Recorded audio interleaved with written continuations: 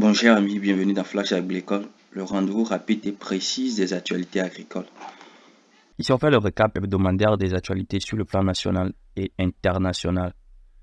Dans les minutes à suivre, nous allons parler de la filière coton du Togo, de l'Assemblée générale ordinaire de la FNGPC. Nous allons parler des demandes en intrants au niveau de la filière coton et nous allons revenir au niveau de Colocop pour voir les avancées dans la recherche sur la filière coton. On va continuer avec la filière soja et le lancement de la campagne officielle par le CIFS. On va revenir au niveau de la filière anacarde avec la fin des récoltes et la disparition de la campagne de commercialisation. On va aller vers nos amis producteurs, quelques entrepreneurs, une dame et puis un monsieur, qui ont eu à quitter d'autres domaines d'activité pour pouvoir investir dans l'agriculture. On va parler aussi un peu de la culture du combo. On va courir un peu, aller vers les vacanciers et des entraides que les gens font au moment de ces activités agricoles.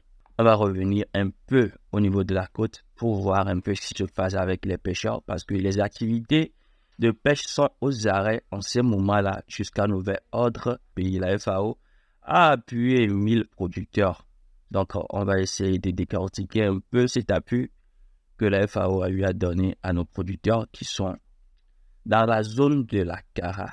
Après, on va finir avec quelques offres d'emploi, notamment au niveau du PAM de la FAO, de la Magri et des offres d'emploi qu'on a actuellement sur le plan national.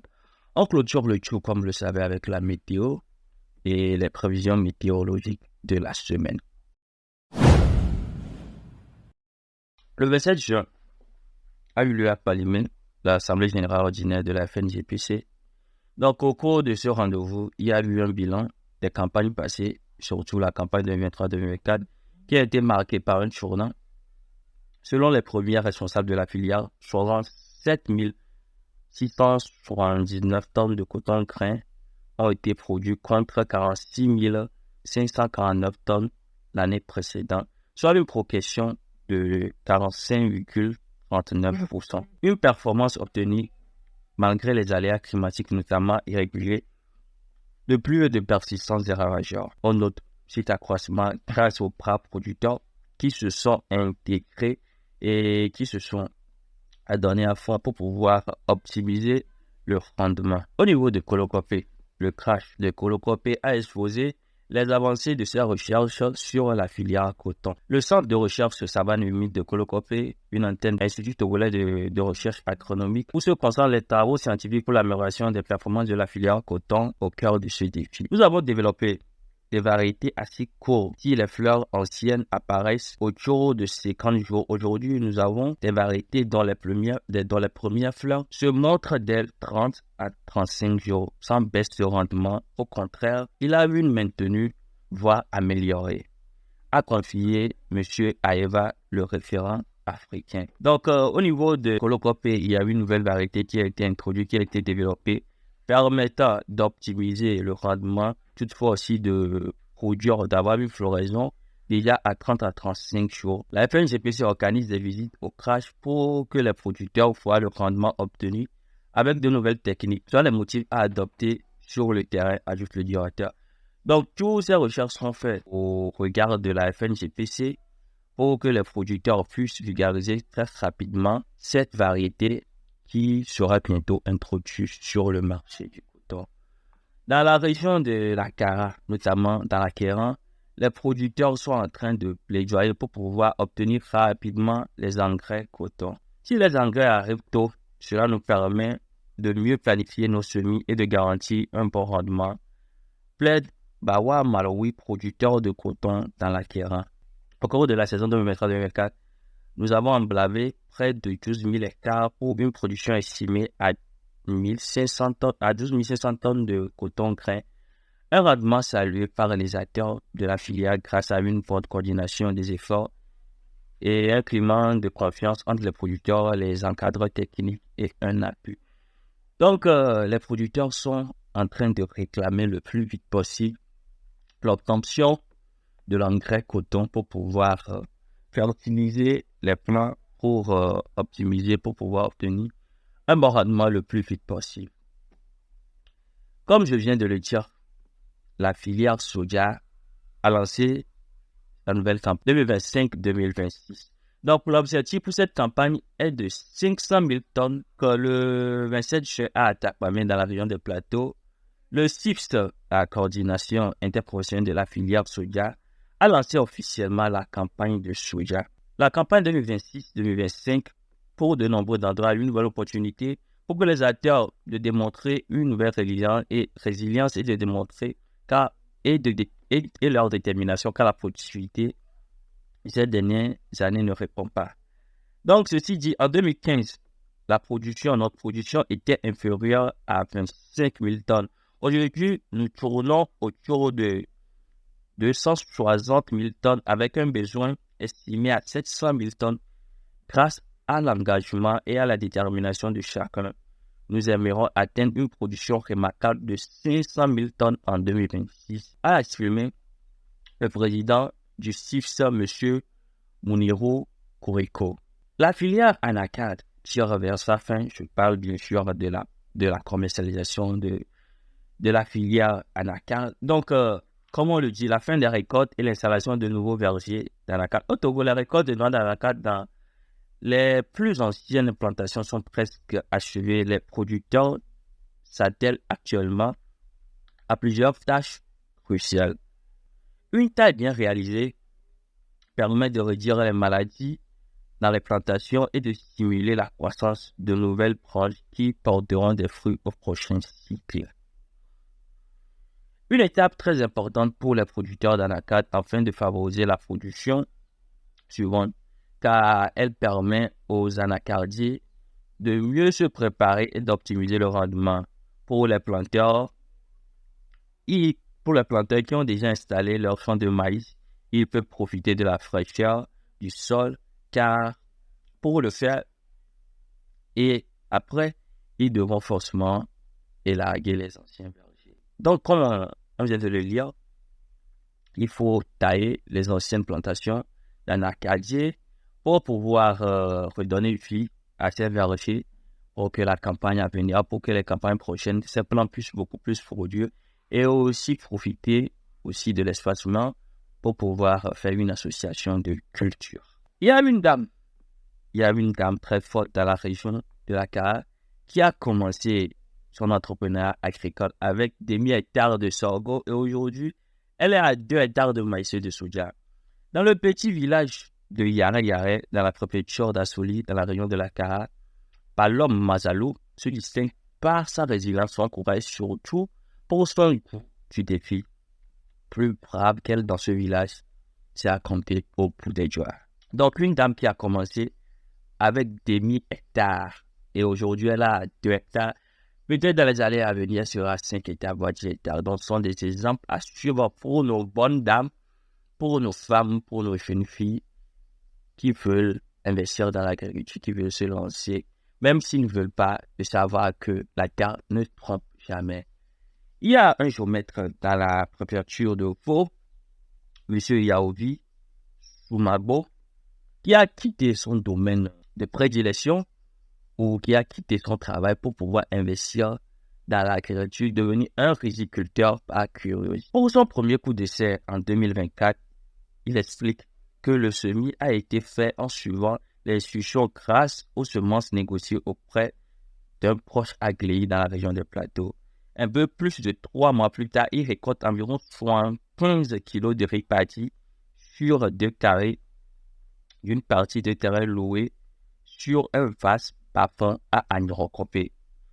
Un véritable espoir dans le milieu où les agriculteurs s'adonnent juste exclusivement au maïs, au manioc, au niébé, à l'arachide et quelques cultures maraîchères, notamment la tomate et le piment. Quand on fait des déplacements le long du pays, on voit qu'il y a certaines cultures que les gens font chez eux, alors que nous avons les mêmes conditions chez nous. C'est ça qui m'a poussé à poursuivre ma curiosité pour ramener les riz. Et heureusement, cela a marché, a déclaré M. Soumabo. Cette variété de gombo permet de réaliser jusqu'à 6 voire 7 récoltes. Vous allez me demander c'est quelle variété?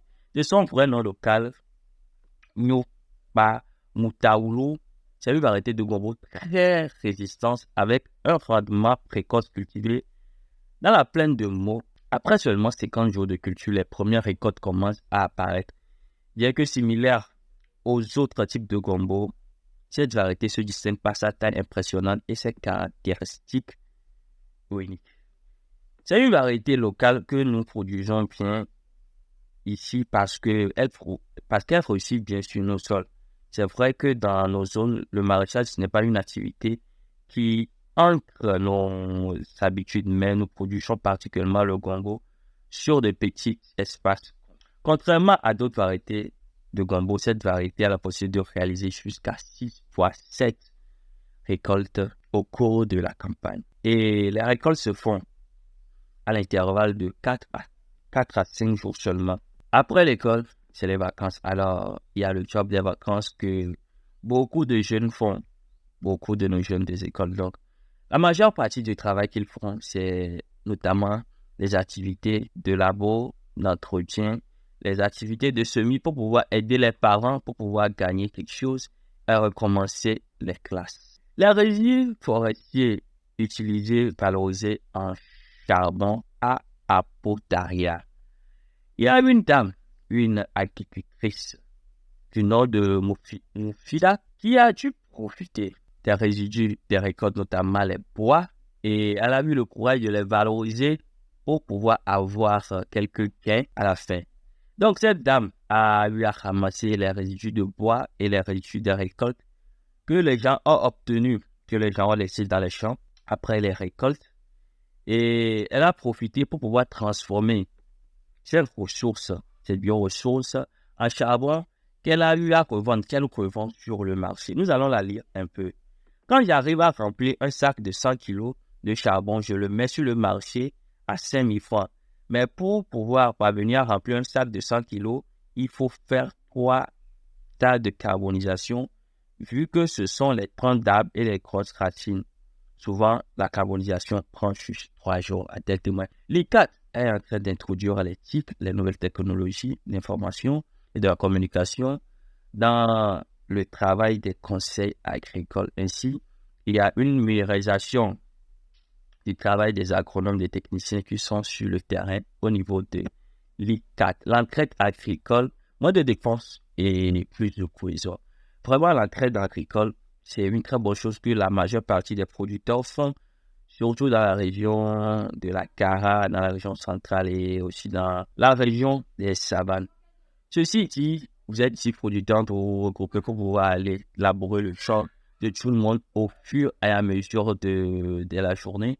Au fur et à mesure des jours de la semaine, vous programmez et vous travaillez le champ de chacun d'entre vous. Et après, il suffit juste de venir semer.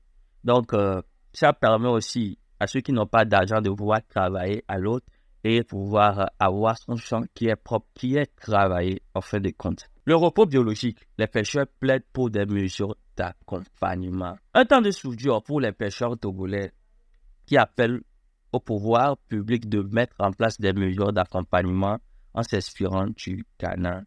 Donc, les activités de pêche en mer et hors d'eau au Togo ont été suspendues depuis le 1er juillet et ce jusqu'en fin août prochain pour pouvoir permettre à la faune marine de pouvoir se reproduire à fond, pour pouvoir permettre à une optimisation, un bon développement, parce que bon, on exploite anarchiquement, on exploite de trop nos rivières, on exploite de trop la mer, ce qui fait qu'il y a des disparitions de certaines espèces marines et certaines espèces de poissons qui sont dans nos rivières.